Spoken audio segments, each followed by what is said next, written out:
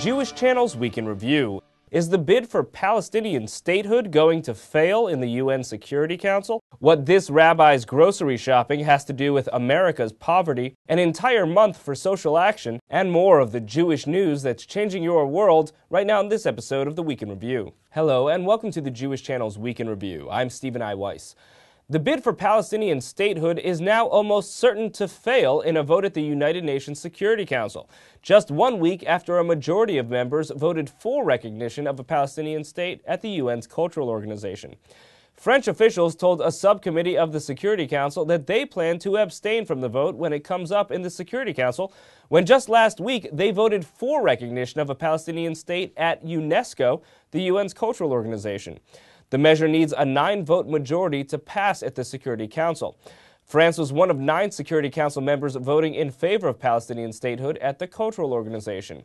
And now there's word that Bosnia-Herzegovina will also abstain, which means that there's no clear Palestinian ally that could provide the crucial 9th vote for statehood recognition. This is likely generating a particular sigh of relief for the administration of President Barack Obama and many others here in the United States, because without a majority voting for a Palestinian state, the U.S. won't have to exercise its veto privilege in order to block it.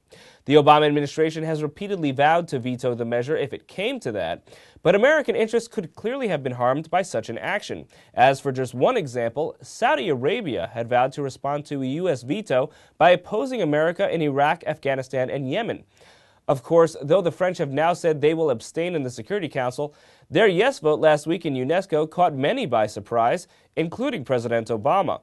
One reason could be that French President Nicolas Sarkozy reportedly thinks Netanyahu is a liar. That's right, the French president reportedly called Netanyahu a liar while speaking to President Barack Obama in what both of them thought was a private conversation, but was actually being broadcast to reporters through wireless microphones the presidents were wearing that hadn't been turned off. The two presidents were speaking behind closed doors after a press conference at the G20 summit in France, unaware that their microphones were still on.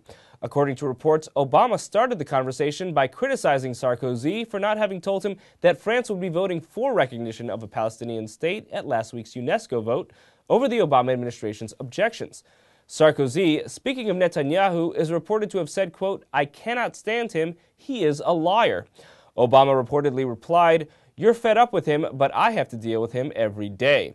In an interesting reflection on media ethics, the comments by the two heads of state were not widely reported, though they were widely heard by many reporters.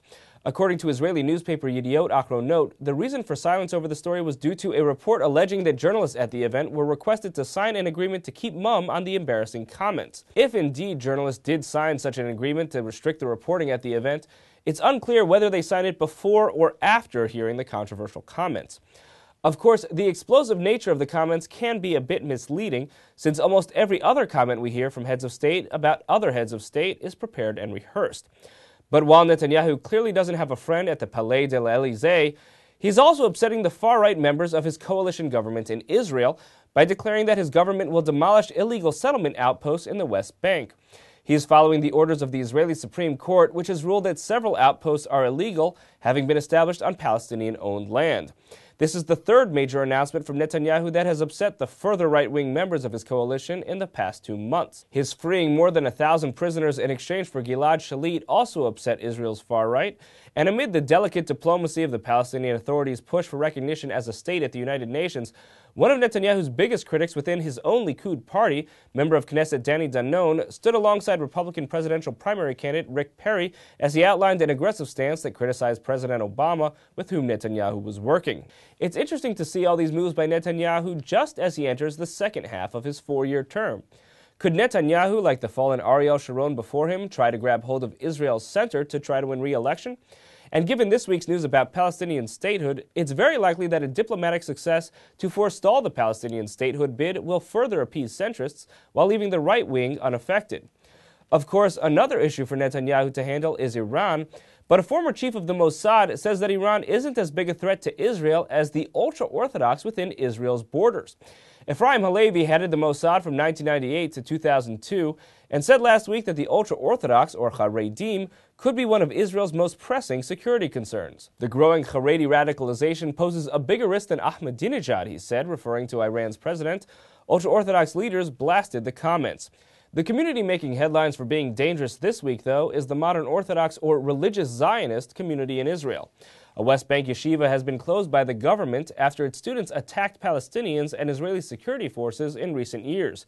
Dorshe Yehudcha Yeshiva had been located in the West Bank settlement of Yitzhar, and two of its leading rabbis had been investigated by Israeli police after writing a book that justified the killing of children in war. Students and rabbis had been arrested for their alleged involvement in attacks on Palestinians and arson attacks on mosques. That led the Shin Bet security forces in Israel to recommend the school's closure, and the education ministry has now done so. In other crime news in the religious Zionist community this week, one of the most prominent rabbis in that community has been indicted on multiple counts of sexual abuse of minors. Rabbi Mordechai Moti Elon was head of the Hakotel Yeshiva at the time the alleged incidents are said to have occurred in 2003 and 2005. The indictment alleges specific assaults on two 17-year-old boys, one of whom was his student at the time. Moving on to stories of Jews trying to do good things for other people. A challenge taken up this month tries to raise awareness of what it's like to live on food stamps in the United States. Rebecca Honig-Friedman reports. Pasta, tuna fish, rice, bananas, a lot of lentils, a sweet potato. It's no wonder these Jewish community leaders are so fixated on food.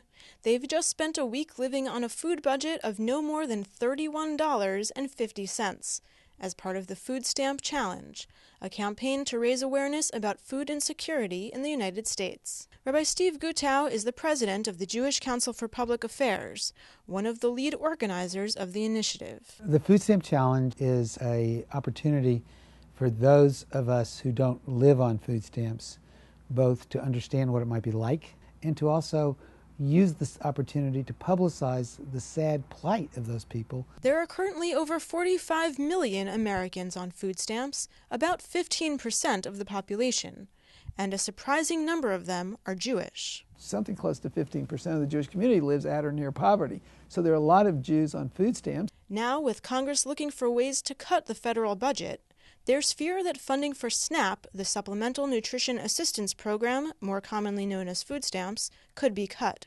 And as participants in the Food Stamp Challenge found out, any funding cut could be devastating to those already struggling to get by on the average food stamp allotment of $31.50 a week. I spend carefully but comfortably, and this was a shock from that. Ruth Messenger, the president of the American Jewish World Service, has a regular practice of fasting one day a week, and even she found it difficult to get enough food. I had certainly less food that week than I would ordinarily eat. But it also is a sort of brings you right face to face with how much food costs, how supermarkets are organized, how hard it is to find the cheapest form of anything. I got to see for myself on a shopping expedition with Rabbi Ari Weiss of the Orthodox social justice organization Ori Letzedek at his local associated supermarket. For Weiss, taking on the Food Stamp Challenge was quite an adjustment from his usual routine. Sometimes I buy meals individually and I don't shop for a week, and what I've noticed is I can't do that. I'll quickly run out of money. For more on the Food Stamp Challenge, watch the full broadcast edition of the Week in Review. Thank you, Rebecca. Continuing that theme, Meredith Gansman reports on Jewish efforts for Social Action Month. Take the Hebrew calendar month of Heshvan, a month without Jewish holidays, and add a celebration of volunteerism and community building. What do you get? Jewish Social Action Month. Funded by the UJA Federation of New York, volunteers of different ages and backgrounds are working together toward community-based social action projects. UJA Federation is supporting 34 programs which involve over 100 organizations to help as many people as we can throughout New York City throughout the month of Heshvan.